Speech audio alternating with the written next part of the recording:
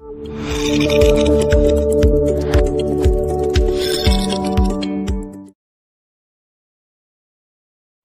teman-teman, Assalamualaikum. Kali ini kami ingin membawakan materi mengenai penyakit anemia. Apa itu anemia?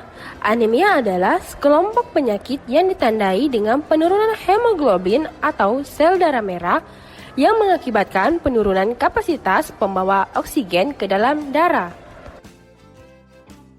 Selanjutnya ialah patofisiologi dari penyakit anemia.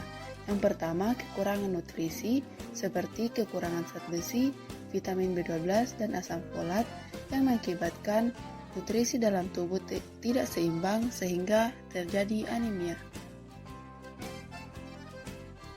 Patofisiologi yang kedua yaitu penurunan produksi sel darah merah yang disebabkan oleh gangguan pada proliferasi serta diferensiasi sel induk. Yang ketiga adalah peningkatan destruksi sel darah merah yang disebabkan oleh hemolisis, di mana hemolisis ialah pecahnya sel darah merah dan keluarnya hemoglobin ke plasma.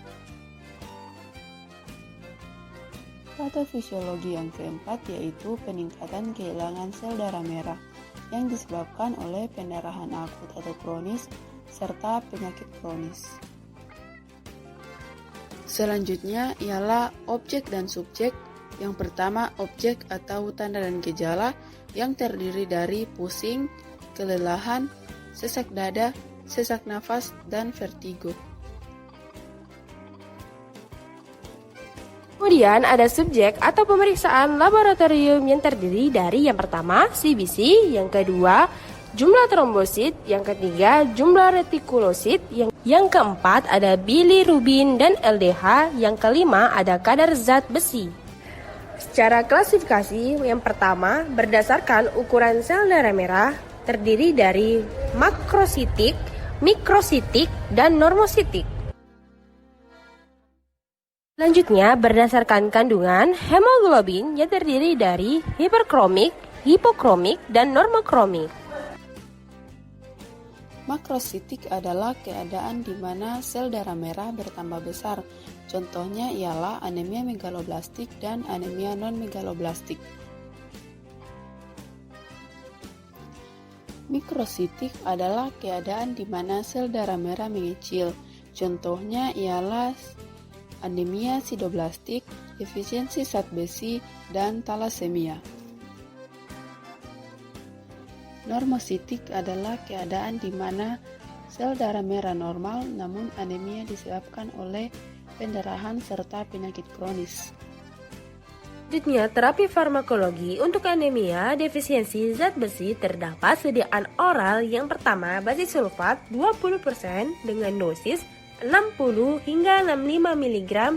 Kemudian ada 18 mg atau 5 ml sirup, 44 mg atau 5 ml. Dan selanjutnya untuk anemia kekurangan zat besi ialah besi gluconate 12% yaitu 36 mg atau 325 mg.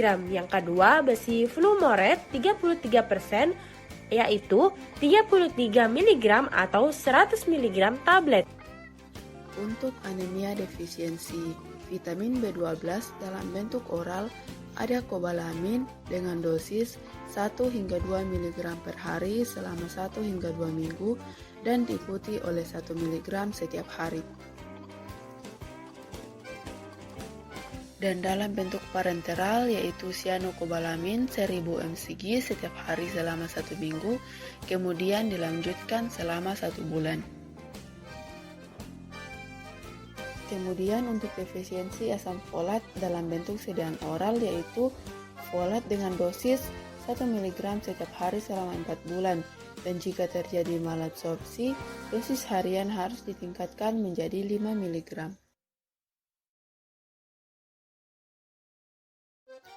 Untuk anemia kronik, terdapat sediaan oral yaitu epoetin alfa dengan dosis awal adalah 50 hingga 100 unit per kilogram 3 kali semingguan. Terapi non-farmakologi pada penyakit anemia dilakukan dengan yang pertama, asupan makanan dengan Mengonsumsi makanan yang mengandung zat besi, asam folat, serta vitamin B12, serta transfusi darah yang dilakukan oleh pasien yang mengidap anemia kronik. Algoritma pengobatan anemia dilakukan dengan tes MCV atau perhitungan sel darah merah. Jika MCV tinggi, terdapat 3 indikasi, yaitu yang pertama, jika B12 rendah dan asam folat normal, maka terjadi defisiensi vitamin B12. Yang kedua, jika B12 normal dan asam folat rendah, berarti terjadi defisiensi asam folat. Indikasi yang ketiga, jika B12 normal dan asam folat normal, maka dapat menyebabkan penyakit pada hati, hipotiroid, dan retikulositosis.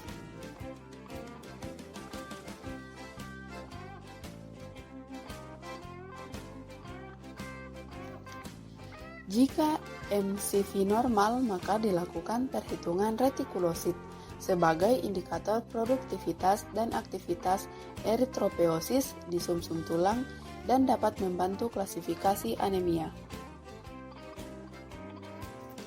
Jika retikulosit tinggi, dapat menyebabkan kekurangan darah akut, hemolisis, dan penyerapan limfa. Dan jika retikulosit rendah, maka kita dapat melihat pada sel darah putih dan keping darah. Jika sel darah putih rendah, maka dapat mengakibatkan kelainan pada sumsum tulang belakang yang menyebabkan anemia aplastik dan leukemia. Jika sel darah putih normal dan tinggi, dapat menyebabkan infeksi kronik, peradangan kronik, dan penyakit ginjal kronik.